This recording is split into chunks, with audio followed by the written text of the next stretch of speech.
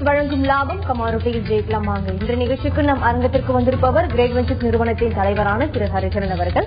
கமாரோட்டியில் ஜெயிப்பது எப்படி என்பது குறித்து நம்முடைய விளக்கம் அளிக்க இருக்காங்க. நேர்களை நீங்கள் செய்ய வேண்டியவை டிவி ஸ்கிரீன்ல பிளாஷ் ஆகிட்டு இருக்க இந்த நம்பருக்கு டயல் செய்து உங்கள் கேள்விகளை கேட்கலாம். வாங்க நிகழ்ச்சிக்கு போகலாம். வணக்கம் சார். நேற்று மார்க்கெட் எப்படி இருந்தது? நேற்று கோல்ட் ரேட் வந்து நேற்று இன்க்ரீஸ் ஆயிருக்கா சார்? நேற்று பெரிய அளவுல ஏறி முடிவடைஞ்சிருக்கு. அதாவது நம்ம ரீட்ரேஸ்மெண்ட் எதிர்பார்த்தோம். ரீட்ரேஸ்மெண்ட் ரொம்ப ஸ்ட்ராங்கா இருந்திருக்கு. என்ன ரீசன்? டெக்னிக்கலா பார்த்தோம்னா நம்ம எதிர்பார்த்த ரீட்ரேஸ்மெண்ட் லெவல் வந்து 1215 அந்த ரேஞ்சில் அடுத்து பரவாயில்ல. இட் வெண்ட் அப் டு 1222 நேற்று ஒரே நாள்லயே. ஸோ அந்த அளவுக்கு ஸ்ட்ராங்கா அப்ப இருக்கு. பட் நியூஸ் தகுந்த மாதிரி ரெண்டு பெரிய முக்கியமான செய்திகள் வெளியே இருக்கு.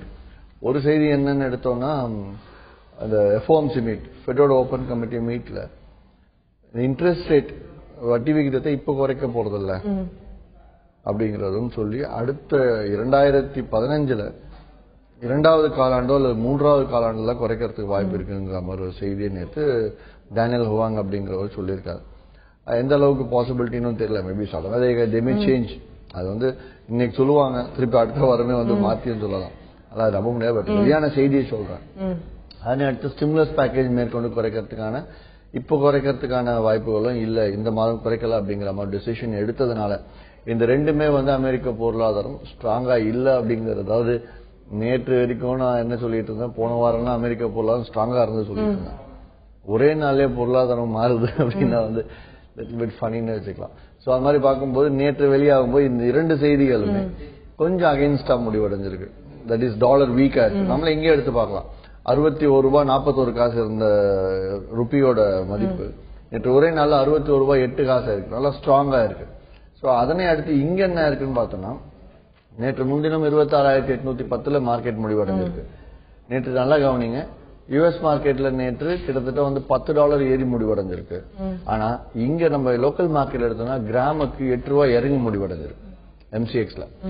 இதே நம்ம யுஎஸ் மார்க்கெட்ல இறங்கும் போது இங்க இறங்கல நம்ம தயக்கப்பட்டோம். அது ஏன் நடந்தது? யுஎஸ்ல இறங்கும் போது இந்தியால இறங்குனா ருப்பி வீக் ஆச்சு.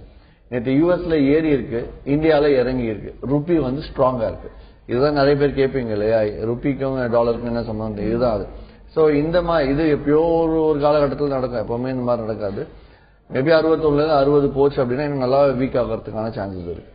தொடர்ந்து பேசலாம் சார். முதல்ல இருந்து ஒரு நேர்ல இருக்காங்க. வணக்கம் சங்கர். வணக்கம் சார். சொல்லுங்க சங்கர், கமாடிட்டி சந்தை குறித்து உங்க கேள்வி என்னன்னு சத்தமா கேளுங்க சார். போன மாசம் உங்களுடைய லெவல்ஸ் படி குரூட் ஆயில் 37 என்ட்ரியில வந்து ஏறக்குறைய 31 என்ட்ரி வந்து மினிமம் 7 பாயிண்ட் கொடுத்துச்சு. ரொம்ப நன்றிங்க சார். அதே மாதிரி ஒரு நீங்க மதுரை ஆபீஸ்க்கு அவசியம் வரணும் சார். மதுரையில் ஏராளமான ஜெயின்ஸ் இருக்கிறோம். உங்க அவசியம் நான் நேரில் சந்திச்சு பேசணும். நன்றிங்க சார். கண்டிப்பா நன்றி. மேலும் பேசுவோம் சார். அடுத்த நேர்ல இருக்காங்க மதுரையில இருந்து. வணக்கம் சித்ரா. சார் வணக்கம் சார். சொல்லுங்க சித்ரா. சார் காப்பர் லெவல்ஸ் கொஞ்சம் சொல்ல முடியுமா சார்? நான் 412 பைல இருக்கேன். அதை ஹோல்ட் பண்ணலாமா இல்லனா கொடுத்துடலாமான்னு ஒரு டீடைல் ஹோல்ட் பண்ணுங்க. ஏன்னா இன்னைக்கு வந்து சைனீஸ் மார்க்கெட் ஓபன் ஆயிருக்கு. இட் இஸ் ஆஃப்டர் ஹாலிடே நேற்று ஓபன் ஆயிருக்கு. ஸோ இன்னைக்கு ஏதோ லைட் டிமாண்ட் இருக்கிறதுக்கான சான்சஸ் இருக்குன்னு சொல்லலாம். டிமாண்ட்னு சொல்ல முடியாது, ஏதோ மூவ்மெண்ட்ஸ்ல மார்க்கெட் லைட்டா மேல. நேற்று வந்து மார்க்கெட் 411.95 பைசால முடிவடைஞ்சிருக்கு.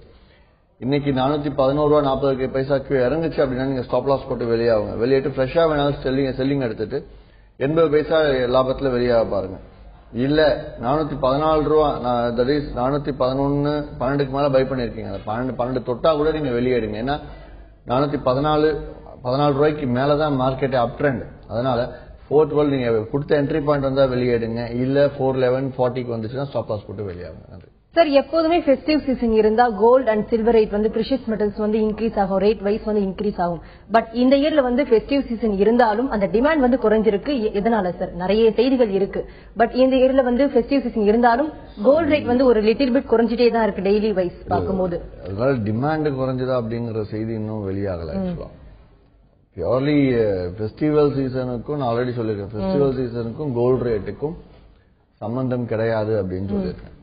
அப்படி பார்த்தா இந்தியாவை பொறுத்தவரையில ஆடி மாசத்துல வந்து டிமாண்டே இருக்காது. அப்போ வந்து என்ன ஆகணும், கோல்டோட காஸ்ட் குறையணும் இல்லையா? குறைஞ்சுதான். அதுக்கும் சம்பந்தமே கிடையாது.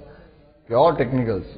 இது எங்க நிர்ணயிக்கப்படுதுன்னா யூஎஸ்ல நிர்ணயிக்கப்படுது. டாலர்ல என்ன ரேட் பிக்ஸ் ஆகுதோ அந்த ரேட்டு தான் நம்ம எங்க பார்க்க போறோம். சோ அப்படி பார்க்கும்போது இந்தியாவில் இருக்கக்கூடிய தீபாவளி வந்து அமெரிக்க பொருளாதாரத்தை எப்படி அஃபெக்ட் பண்ண போகுது, இல்ல டாலர் எப்படி அஃபெக்ட் பண்ண போகுது, அது ஆனாதான் கோல்டு அஃபெக்ட் பண்ண போகுது. சோ அதனால வந்து அதுக்கும் சம்மந்தமே கிடையாது.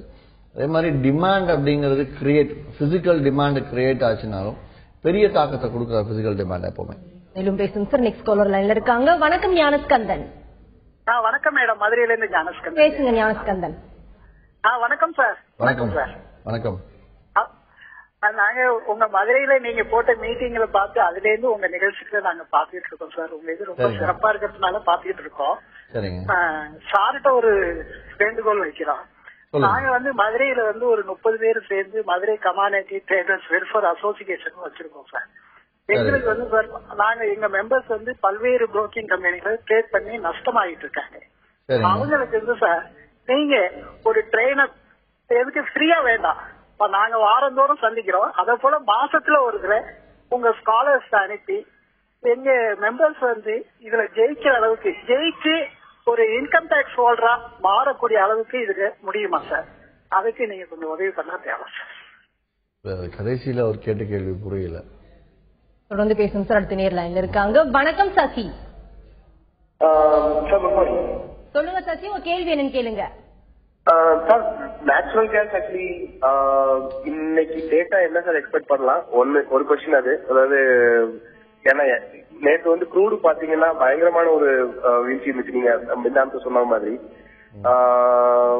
அதுக்கப்புறம் கோல்டோட இது என்னங்க சார் டெக்னிக்கல் பாயிண்ட்ஸ்?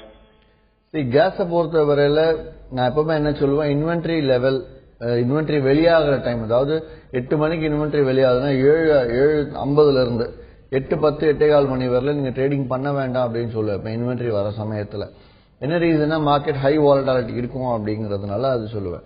அதே மாதிரி இன்னைக்கு கேஸ் இன்வென்ட்ரி எப்படி இருக்கும்னா பெரிய சேஞ்சஸ் எதுவும் இருக்காது. ஏன்னா வந்து யூஎஸ்ல ஆயிலும் வந்து பெரிய அளவு மாறுதல் கொடுக்கல, அதனால கேஸ் கண்டிப்பா மாறுதல் கொடுக்காது. ஆயில் காஸ்ட் வச்சு கேஸ் நிர்ணயிக்கப்படும். மற்றொன்று யூஎஸ்ல வின்டர் அதிகமா இருந்துச்சு, குளிர்காலம் நல்லா ஸ்ட்ராங்கா இருந்துச்சு அப்படின்னா கேஸோட காஸ்ட் மாறும். அதுக்கான எந்த செய்திகளும் வெளியாக கேஸ் பெரிய அளவு மாறல் இருக்கக்கூடாது. சார் கோல்ட் டெக்னிக்கல் பாயிண்ட்ஸ் கோல்ட பொறுத்தவரையில 26,866 மேல இன்னைக்கு போச்சுன்னா பை பண்ணுங்க. முதல் டார்கெட் 26,920, அதாவது கிட்டத்தட்ட 50 ரூபா தான் லாபம் இருக்கு. நீங்க 40 ரூபா லாபத்துல வெளியாகிறது நல்லது. அதே செல்லிங் சைட்ல 26,720 கீழே போச்சுன்னா செல் பண்ணுங்க. 80 பாயிண்ட்ஸ்ல வெளியேடுங்க. தொடர்ந்து பேசலாம் சார். அந்த நேர் லைன்ல இருக்காங்க. வணக்கம் ஞானஸ்கந்தன். வணக்கம் மேடம். கேள்வி என்னன்னு சுருக்கமா தெளிவா கேளுங்க. இல்ல சார், நாங்க ஒரு 30 மெம்பர்ஸ் இருக்கோம். எங்களுக்கு வந்து ஒரு ட்ரைனிங் மாதந்தோறும் உங்க இதுல இருந்து கொடுத்து நாங்க வந்து இந்த ட்ரேடுல வந்து ஒரு இன்கம் டாக்ஸ் அசஸ் ஆகிற அளவுக்கு உயர முடியுமாங்கிறதுதான் என்னுடைய கொஸ்டின். Okay okay. அதாவது என்ன கேட்கிறாரு அப்படின்னா, இன்கம் டாக்ஸ் அசஸ் ஆகுதுன்னா லாபம் வந்து அந்த லாபத்துல நாங்க வருமான வரி கட்டுற அளவுக்கு நாங்க வரணும் அப்படின்னு கேட்கிறாங்க. தாராளமா செய்யலாம். ஏன்னா வந்து கிரேட் வெஞ்சர்ஸ் இப்ப மாதம் இங்க இருந்து ஒருத்தர் அனுப்பணும் அப்படிங்கறது நான் ஏற்பாடு பண்றேன். பட் 3 மாதத்துக்கு ஒரு முறை நான் மதுரை வர்றது வழக்கம் தான். அந்த மாதிரி நான் வரும்போது சொல்றேன், அப்ப நேர்லயும் சந்திக்கலாம். அதற்கு முன்னாடி நீங்க கிரேட் வெஞ்சர்ஸ்ல 30 பேர் இருக்கீங்க இல்லையா, யாராவது ஒருத்தர் கிரேட் வெஞ்சர்ஸ்ல அக்கௌண்ட் ஓபன் பண்ணிட்டு வெறும் ஆயில் ஒரு ஆரம்ப காலத்துக்கு சும்மா ஒரு 50,000 ரூபாய் இன்வெஸ்ட் பண்ணிட்டு ஆயில்லையும் சில்வர் மெகா மினிலையும் ட்ரேட் பண்ணி பழகுங்க. ஒரு வாரம் அந்த அளவுகளை பார்த்து பழகி உங்களுக்கு சரிப்பட்டது அப்படின்னாலே நீங்க தாராளமா இன்கம் டாக்ஸ் அசஸ் ஆகலாம். அதாவது தொடர்ந்து இந்த இதே நிகழ்ச்சியில் ஒரு 2-3 முறை சொல்லியிருக்கேன். ஜூன், ஜூலை, ஆகஸ்ட் இந்த 3 மாதம் தொடர்ந்து 686 பேர் தொடர்ந்து 3 மாதம் லாபம் எடுத்திருக்காங்க கிரேட் வெஞ்சர்ஸை பொறுத்திருக்கும் கமாடிட்டிஸ்ல.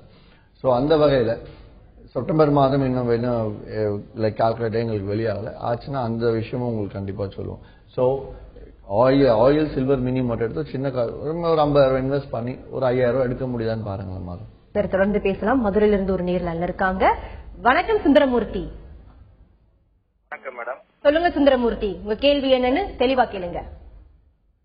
நாங்க வந்து வெள்ளி வந்து 44,700க்கு வாங்கி வச்சிருந்தோம் சார். எப்ப சார் அந்த வராதுங்க சார்? சொல்லுங்க சுந்தரமூர்த்தி. 44,700க்கு வாங்கி வச்சிருக்கோம். ஆக்சுவலா பாத்தீங்கன்னா நீங்க இந்த கேள்வி திங்கள் செவ்வாய்க்கிழமை கேட்டாவும் கரெக்டா சொல்ல முடியும். ஏன்னா அமெரிக்க சந்தையில தங்கத்தின் விலை இறங்கிட்டு இருந்தது, தொடர்ந்து வெள்ளியின் விலையும் இறங்கிட்டு இருந்தது. சடனா கடந்த 2 நாட்கள்ல மட்டும் அந்த நான் டெக்னிக்கலா ரீட்ரேஸ்மெண்ட் சொல்லுவோம், அங்க அடிப்படை முறையில் டாலர் வந்து வீக் ஆனதுனால கோல்டும் சில்வரும் திருப்பி மேல வந்திருக்கு லிட்டில் பிட். ஸோ இந்த தொடர்ச்சி இருக்குமா அப்படிங்கிறது வந்து தொடர்ந்து ஓரிரு நாட்கள் நிதானமாக இன்னைக்கு எப்படி இருக்கு நாளைக்கு எப்படி இருக்குன்றத பார்த்துக்கிட்டு தான் நம்ம திங்கள் செவ்வாயில முடிவெடுக்க முடியுமே தவிர, ஏன்னா சடனா ரிட்டர்ன் ஆயிடலாம் மார்க்கெட். அந்த ரீட்ரேஸ்மெண்ட் பாயிண்ட்டை தொட்டுதுன்னா ஃபாலோ ஆகலாம். அதாவது இன்னைக்கு நாளைக்கு வந்து market pure intraday market, position call உங்களுக்கு சொல்ல முடியல. அதனால நீங்க 44,000 வச்சு இருக்கிறது அட்லீஸ்ட் திங்கக்கிழமையாவது தெரிய வரும். திங்கக்கிழமை கூட சொல்ல முடியாது, திங்கக்கிழமை ஈவினிங் மார்க்கெட் பார்த்துட்டு தான் சொல்ல முடியும். செவ்வாய்க்கிழமை காலைல கிட்டே கண்டிப்பா உங்களுக்கு மார்க்கெட் வருமா இல்ல ஸ்டாப் லாஸ் போட்டு வெளியாகணுமான்னு சொல்லிடுவோம். Sir, gold and silver may witness volatility ahead of Fed meeting சொல்லிருக்காங்க. என்னோட கேள்வி என்னன்னா, கோல்ட் அண்ட் சில்வர் வந்து இப்ப இருக்கிற கரண்ட் லெவல்ஸ்ல வந்து பொசிஷன் ஆர் பை ஆர் செல் பண்ணலாமா? எந்த லெவல்ஸ்ல வந்து பை ஆர் செல் பண்ணலாம் கோல்ட் அண்ட் சில்வர்? பொசிஷன் கால் எடுக்கவே சொன்னல, பொசிஷன் கால் எடுக்கவே கூடாது இந்த டைம்ல. ஏன்னா மார்க்கெட் வந்து டவுன் ட்ரெண்ட் மார்க்கெட் நீட்டா போயிட்டு இருக்க மார்க்கெட்ல சடனா அந்த ரீட்ரேஸ்மெண்ட் இருக்குன்னு எதிர்பார்த்தோம், பட் ரொம்ப ஃபாஸ்டா கொடுத்துருக்கு. அதாவது படிப்படியா ஏறுற மார்க்கெட்ல வேகமா இறங்குறது போயிட்டு படிப்படியா இறங்கின மார்க்கெட்ல வேகமா ஏறி இருக்கு. ஸோ அதனால வந்து மார்க்கெட் கொஞ்சம் பேட்டர்ன் மாறுற மாதிரி இருக்கிறதுனால பொசிஷன் கால் எடுக்க வேண்டாம். மார்க்கெட் எந்த ட்ரெண்ட் டைரக்ஷன் வந்து நேற்று முன்தினம் இருந்த மூவ்மெண்ட் ஃபைன் ஓகே, பட் நேற்று மூவ்மெண்ட் வந்து பேட்டர்ன் மாறுற மாதிரி இருக்கிறதுனால இன்னைக்கு நம்ம நிதானமா இருந்துதான் அதை முடிவெடுக்க முடியும். மேலும் பேசுங்க சார். கோவையில இருந்து நேயர் லைன்ல இருக்காங்க. வணக்கம் Dinesh. Good morning sir. Good morning sir. எனக்கு இன்னைக்கு அலுமினியம் லெவல்ஸ் தெரிஞ்சுக்கணும் சார். அப்புறம் இன்னொரு டவுட் பாத்தீங்கன்னா, நான் மோஸ்ட்லி கிளைண்ட்ஸ் பாத்தீங்கன்னா உங்களோட லெவல்ஸ் எல்லாம் வச்சுதான் பண்றாங்க. சம்டைம்ஸ் பாத்தீங்கன்னா இந்த ஃபண்டமெண்டல் நியூஸ்னால வந்து ஹை வோல்டேஜ் இருக்கு பாத்தீங்களா, அது எப்படி நாங்க தெரிஞ்சுக்கிறது? அந்த நியூஸ் வந்து எதுல போய் பார்க்கலாம்? ஓகே, ரொம்ப சிம்பிள். greatventures.in வெப்சைட்ல போனீங்கன்னா ரைட் சைட்ல கிளீனா குளோபல் எக்கனாமிக் கேலண்டர் கொடுத்துருப்போம். அந்த குளோபல் எக்கனாமிக் கேலண்டர் எடுத்து பாத்தீங்கன்னா என்னென்ன செய்தி எத்தனை மணிக்கு வெளியாக போகுதுங்கிறது வரும். இந்த பக்கம் நியூஸ்ல பாத்தீங்கன்னா என்னென்ன செய்தி வெளியே இருக்குன்னு வரும். சோ நீங்க இதை பார்த்தாலே போதும். மற்றபடி இன்னும் வேணும்னா ஆப்வியஸா கூகுள் இருக்கு, அதுல போய் ஏதாவது நீங்க சர்ச் பண்ணிக்கலாம். சார், வரக்கூடிய நியூஸ் அதாவது ஃபண்டமெண்டல் நியூஸ் வந்து எந்த அளவுக்கு அது 100% வந்து ஒரு உண்மையான நியூஸ் நீங்க எப்படி கண்டுபிடிக்கிறீங்க சார்? கமோடிட்டி ட்ரேடிங் பொறுத்து நியூஸ் உண்மையான நியூஸ் தான். நியூஸ் வந்து போய் சொல்ல முடியாது இல்ல. ஃபண்டமெண்டல்ஸ் பொறுத்து நம்ம பண்ணலாமா? லெவல்ஸ் எல்லாம் கேட்கலாம். தகவல் வந்து வெளியானது கரெக்டா இல்லன்னு சொல்ல முடியாது. 95% கரெக்டா தான் இருக்கும். ஆனா அந்த தகவல் வெளியாகிறதுக்கு முன்னாடியே அந்த விலை மாற்றம் முடிஞ்சிருக்கும், இல்ல வெளியாகிற அந்த முதல் ஓரிரு நிமிடங்கள்லயே மாறிட்டு இருக்கும். அதுக்கப்புறம் நம்ம தெரிஞ்சுட்டு ஒன்றும் பண்ண போறது கிடையாது. அதனாலதான் அந்த ஃபண்டமெண்டல் நியூஸை பார்த்து ட்ரேடிங் பண்ண வேண்டாம் அப்படின்னு சொல்லுவோம். சார், M6 காப்பர் வந்து பேரிஷ் அவுட்லுக் மூவ்மெண்ட்ல இருக்கா? என்ன ஒரு 6 பாயிண்ட் இறங்கி புதுசா அந்த 411.95 எல்லாம் காட்டுது. நேற்று 410.85 லோ போயிருக்கு. அதை வச்சு உடனே பேரிஷ் மூவ்மெண்ட் அப்படிங்கிறாங்க. It is not bearish movement at all. எனக்கு கன்ஃபார்ம் ஆகல. சைட்வேல போயிட்டு இருக்கு. ஒரு வாரமா சைனீஸ் மார்க்கெட் இல்லாம நேற்று ஓபன் ஆயிருக்கு. கண்டிப்பா வந்து சைனீஸ் மார்க்கெட் நேற்று ஓபன் ஆனதுக்கு இன்னைக்கு நாளைக்கு தான் அதாவது மாறுதல் இருக்கலாம். பிளஸ் யூஎஸ் எக்கானமி வீக்ன்ற மாதிரி செய்தி வெளியா இருக்கு. தொடர்ந்து 10 நாள் யூஎஸ் எக்கானமி ஸ்ட்ராங்கா இருந்து 2 நாளா செய்தி இல்லங்கிற மாதிரி வெளியானதுனால திருப்பி இன்னைக்கும் நாளைக்கும் பெட்டரா இருக்கு அப்படிங்கிற மாதிரி வெளியாச்சுன்னா உடனே இட் வில் கெட் ரெக்கவர்ட். அதனால மூவ்மெண்ட் பேரிஷ் மூவ்மெண்ட் ட்ரெண்ட் எதுவுமே கன்ஃபார்ம் ஆகல பேஸ்மெண்டல்ஸை பொறுத்தவரை. மேலும் பேசும் சார். கோவையில இருந்து ஒரு நேர்ல இருக்காங்க. வணக்கம் மணிகண்டன். வணக்கங்க, குருகிட்ட பேசுங்க மணிகண்டன் சார். வணக்கம் சார். வணக்கம் சார். அதாவது நேற்று FOMC மீட்டிங் முடிஞ்சிருக்குங்க. அப்ப அதனால நம்மளோட கரன்சி என்ன தாக்கமாக்குங்க? அதே மாதிரி G20 மீட்டிங் இன்னைக்கு ஆரம்பிக்கிறாங்க. அதுக்கு கமாடிட்டி மார்க்கெட் என்ன ரிலேட்டட் இருக்கு? ட்ரேடர்ஸ் எந்த அளவுக்கு இதா இருக்கணும் கொஞ்சம் சொன்னீங்கன்னா. G20 மீட்டை விட FOMC மீட் தான் ரொம்ப முக்கியம் அப்படின்னு சொல்லுவோம். ஏன்னா FOMC மீட்டா டைரக்ட் இம்பாக்ட் இருக்கும். G20 மீட்டாவது கம்பேர் பண்ணி நியூஸ் வெளியாகும். அதனால FOMC மீட்ல நேற்று வெளியான செய்தினால ருபி டாலர் கொஞ்சம் வீக்கா இருக்கு, ருபி கொஞ்சம் ஸ்ட்ராங்கா இருக்கு, அவ்வளவுதான். அந்த டாலர் வீக்கும் not because of the happenings, இந்த ட்ரேடோ இல்ல எக்கனாமிக் ஆக்டிவிட்டிஸ்னால வந்து வீக் ஆகல. நியூஸ் வெளியே இருக்கு என்னன்ட்டு நாங்க இன்ட்ரெஸ்ட் ரேட்டை இப்போதைக்கு ஏற்ற போறது இல்ல, அப்புறம் ஏற்ற போறோம் அப்படின்னு சொன்னதுனால மட்டும் எக்கானமி வீக்கா இருக்கு. அதனால அந்த தொடர்ச்சி இருக்கும்னு எதிர்பார்க்க முடியாது. ஒன்று இன்னைக்கு G20 மீட்டை பொறுத்தவரையில இதனால நம்ம நேற்று நடந்த FOMC மீட்னால ருபி வந்து தேவையான நேற்று ஆனதுக்கான இம்பாக்ட் இறங்கிடுச்சு. இன்னைக்கும் டாலர் வீக் ஆகுமா அப்படிங்கிறது நம்ம இன்னைக்கு வெயிட் பண்ணி தான் பார்க்கணும். ஏன்னா நேற்று வெளியான தகவலுக்கு நேற்றே முடிஞ்சு போயிடுச்சு. அதனால இன்னைக்கும் அந்த தொடர்ச்சி இருக்காதுங்கிறது என்னோட எதிர்பார்ப்பு. இன்னைக்கு G20 மீட் இன்னைக்கு தான் ஸ்டார்ட் ஆகுது. நாளைக்கு தான் ஓரளவுக்கு செய்தி வந்து மெச்சூர் ஆகும், என்ன ஆகுது அப்படிங்கறத அதுக்கப்புறம் தான் முடிவாகும். பட் இருந்தாலும் பெரிய மூவ்மெண்ட் எதுவும் இருக்காது. ஏதாவது யூரோ டெபிட் கிரைசிஸ்க்கோ இல்லைன்னா வந்து அதர் சைனீஸ் மார்க்கெட்டுக்கு ஏதாவது ஹெல்ப்ஃபுல்லா இருந்துச்சு அப்படின்னா சிறிய மாறுதல்கள் இருக்கலாம். மேலும் பேசுவோம் சார். கோவில இருந்து நெக்ஸ்ட் காலர் லைன்ல இருக்காங்க. வணக்கம் ஐஸ்வர்யா. வணக்கம் ஐஸ்வர்யா. என்கிட்ட வந்து ஐஓபி ஷேர்ஸ் இருக்கு. சொல்லுங்கம்மா. ஹலோ, கேக்குறீங்களா? ஐஸ்வர்யா, இன்னைக்கு கமோடிட்டி ட்ரேடிங் குறித்து கேட்டுட்டு இருக்கோம். அது குறித்து கேள்வி இருந்தா கேளுங்க. Silver losses on declining speculative interest சொல்லிருக்காங்க. ஸ்பெகுலேட்டிவ் இன்ட்ரெஸ்ட்னா என்ன, அதை பத்தி சொல்லுங்க சார். ஸ்பெகுலேட்டிவ் இன்ட்ரெஸ்ட்னா இந்த ரீட்டைலர்ஸ் இப்ப நிகழ்ச்சி பாக்குறாங்க இல்லையா, கமோடிட்டி ட்ரேடர்ஸ் எல்லாருமே, இந்த ட்ரேடர்ஸ் எல்லாருமே வந்து ஸ்பெகுலேட்டர்ஸ் தான். ஸ்பெகுலேட் அப்படின்னா என்ன, ஒரு விலை மாற்றத்துல, அதாவது கமோடிட்டி மார்க்கெட்டை பொறுத்த வரைக்கும் ஸ்பெகுலேட் அப்படிங்கிற வார்த்தைக்கு அர்த்தம் சொல்றோம். Commodity market is speculative market அப்படின்னு. ஏன் அப்படின்னா விலை ஏற்ற இறக்கத்துல தான் எல்லாருமே ஆதாயம் பார்ப்பாங்க. யாரும் பொருளை வாங்கி வச்சோ இல்ல வித்தோ யாரும் எதுவும் பண்ண பிசிக்கல் மூவ்மெண்ட்ஸே கிடையாது. ஸோ அப்படி இருக்கும்போது இட்ஸ் அ பியோர் ஸ்பெகுலேட்டிவ் மார்க்கெட்னும் போது விலை ஏற மாதிரி இருக்கா, கம்மியான விலைக்கு வாங்கி அதிக விலைக்கு விற்பாங்க. அவங்களுக்கும் பொருளுக்கும் சம்பந்தமே இருக்காது. Just trading activity on the rates, அதுதான் ஸ்பெகுலேட்டர்ஸ் சொல்லுவோம். அடுத்த நேர் லைன்ல இருக்காங்க. வணக்கம் ஜெயமுருகன். வணக்கம். வணக்கம் சொல்லுங்க ஜெயமுருகன், பேசுங்க sir. Good morning sir. Good morning. அப்புறம் நேற்றுக்கு வந்து நிக்கல் அளவு கேட்டிருந்தேன். 1032 கீழே வந்து செல் போக சொன்னீங்க. சரிங்க. 32 கீழே ஈவினிங்ல செல் கிடைச்சது. பயந்து ஒரு 7 பாயிண்ட்லயே வெளியில வந்துட்டேன். அதுக்கு பிறகும் பாயிண்ட் லாபம் தான் எடுத்தீங்க? ஆமா மேம், லாபம் தான் எடுத்தேன். அதான் எவ்வளவு வரைக்கும் சார் போகலாம், இன்னைக்கு உள்ள அளவையும் ஒண்ணு சொல்லுங்க சார். ஏதாவது நான் 4 பாயிண்டா எடுக்க சொன்னா நிக்கல, நீங்க 7 பாயிண்ட் எடுத்துருக்கீங்க, அது பெரிய விஷயம். அதுக்கப்புறம் மார்க்கெட் இறங்குச்சுங்கிறத மறந்துருங்க. நீங்க உங்களுக்கு தேவையான லாபம் வந்துருச்சுன்னா அதுக்கப்புறம் விட்டுருங்க. மார்க்கெட் துரத்திக்கிட்டே போனீங்க அப்படின்னா எங்கேயோ சரி நேற்று 7 பாயிண்ட் இறங்கின மார்க்கெட் திருப்பி 20 பாயிண்ட் ஏறி முடிவடைஞ்சிருந்ததுன்னா நீங்க அப்படியே பொசிஷன் ஹோல்ட் பண்ணிட்டு வந்துருப்பீங்க, ஸ்டாப்ல தான் வச்சிருக்க மாட்டீங்க. அதனால நான் ஏன் 4 பாயிண்ட் சொல்றேன்னா, நான் டெய்லி நிரந்தரமா கேட்டு டெய்லி 4 பாயிண்ட் எடுத்துட்டு போகலாம். நீங்க அதை விட்டுட்டு 4 பாயிண்ட்ஸ் எதிர்பார்த்ததுல 7 பாயிண்ட்ஸ் கிடைச்சதுன்னா அது நான் இட்ஸ் ஜாக்பாட் நினைச்சு விட வேண்டாம். இன்னைக்கும் அதே மாதிரிலாம் செய்யாதீங்க. இன்னைக்கு எடுத்தோம்னா 1028 ரூபாய் 27 ரூபாய் 40 காசுக்கு மேல போச்சுன்னா பை பண்ணுங்க.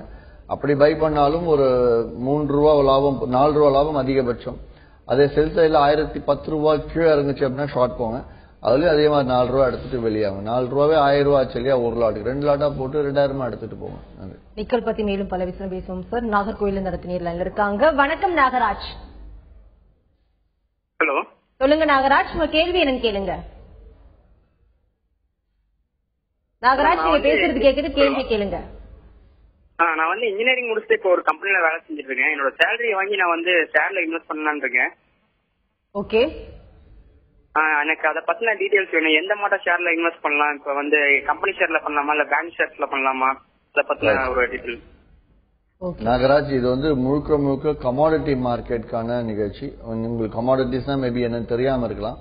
ஸ்டாக் மார்க்கெட்னா ஒரு நிறுவனத்தோட பங்கை நீங்க வாங்கி விற்கிறது. கமாடிட்டினா அடிப்படை, அதாவது அத்தியாவசிய பொருட்கள் சொல்லுவோம், ரைட்? ஃபார் எக்ஸாம்பிள், இப்போ ரிலையன்ஸ் ஸ்டாக் மார்க்கெட்ல இருக்கும். ரிலையன்ஸ் ட்ரேட் பண்ணக்கூடிய க்ரூட் ஆயில நீங்க ட்ரேட் பண்றதுன்னா கமாடிட்டி மார்க்கெட்ல பண்ணலாம். ஸோ ஏன் கமாடிட்டிஸ் ப்ரிஃபர் பண்ணுவாங்க அப்படின்னு எடுத்தோம்னா, கமாடிட்டிஸை பொறுத்த வரைக்கும் எப்பவுமே வந்து லைக் எந்த ஒரு நிறுவனமாக இருந்தாலும் அந்த பொருளை சார்ந்துதான் இருக்குங்கிறதுனால நம்ம நிறுவனத்தை நம்புறதுக்கு பதிலாக பொருளை நம்பலாம். ஏன்னா பொருளோட விலை செயற்கையா விலை மாற்றம் இருக்காதுங்கிறதுனால அதுல போய் முதலீடு செய்வாங்க. அப்படி நீங்க கமாடிட்டிஸை பத்தி முழுசா தெரிஞ்சுக்கணும்னா கரூர்ல கிரேட் வெஞ்சர்ஸோட மண்டல அலுவலகமே இருக்கு.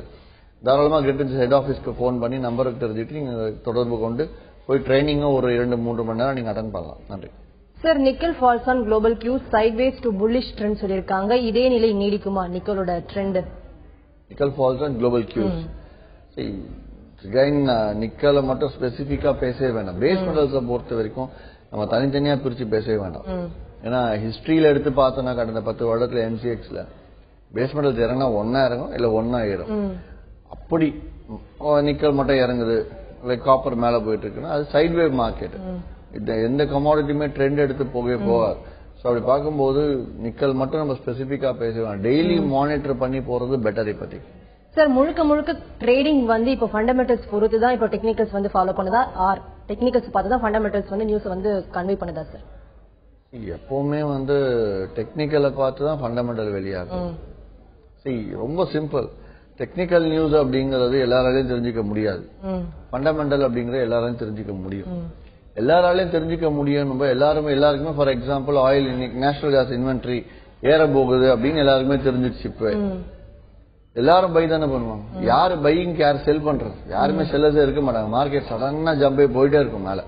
செல்லர்ஸ் எல்லாத்தையும் பொசிஷன் எல்லாத்தையும் எடுத்தாங்கன்னா மார்க்கெட் பாட்டுக்கு போய் அந்த இடத்துல போய் நிற்கும்.